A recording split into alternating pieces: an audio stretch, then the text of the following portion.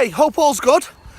Little video today about your program that you're working on, and this has just become from, I was actually just reading an article, so this and it ties in nicely with what I've noticed going on in the gym with you guys on your programs. What I'm noticing is, first let me talk about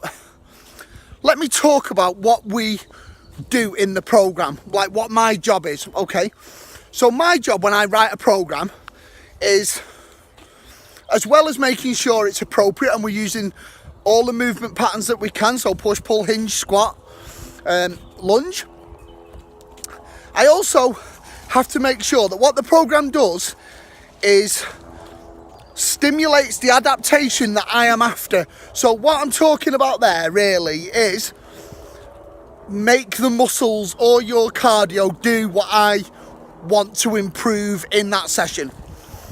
Okay, that's about as easy as I can make it. So my job is to make the session work for you, so you don't have to think about it, I think about it. And so we have a few variables, some that we do manipulate in the gym and just one that we don't, but it's not because it doesn't work, it's just that at the moment most of you guys don't need to worry about it. So the things that we do work on, you guys currently, we manipulate the sets, so how many sets and reps, so how many sets of how many reps, the weight or intensity as I call it, so the intensity, and another variable that we manipulate or that we can change is the rest period. Now what I'm noticing is that there are some guys that take not enough rest, some guys are taking too long rest, one set you'll take no rest, the next set you'll take 3 minutes because you're standing and talking to somebody. Well, when you do that, that is changing the program that I have written for you fundamentally.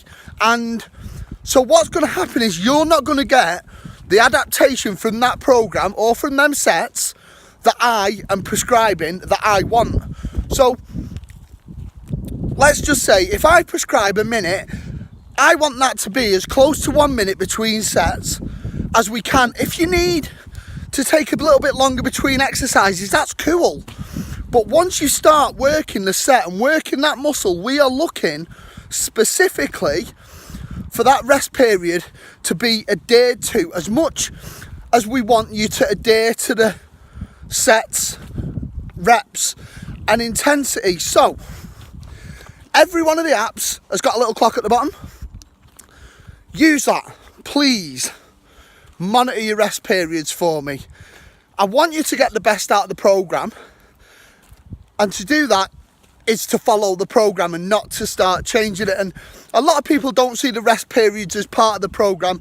They just see the rest as, oh, it's something that we just do, and it's not. And it's as integral as manipulating the sets, reps and weight. And what you'll see is that these things work inversely. So if we have very high intensity weight, we're going to do that for a lower number of sets, a lower number of reps and a higher number of sets with a longer rest period in between, because we need that longer rest period to recover between the intensity of the exercise. So the takeaway from this little video is, please monitor your rest periods between sets. Stick to them as closely as you can. I'm not saying 5 or 10 seconds, but if one set's 1 minute, the next set's 3 minutes, the next set's 30 seconds, you're not getting the adaptation or the stimulation of the muscle I want. And I don't write these programs for fun, I write them because they work. Okay, thank you very much, and I shall speak to you later.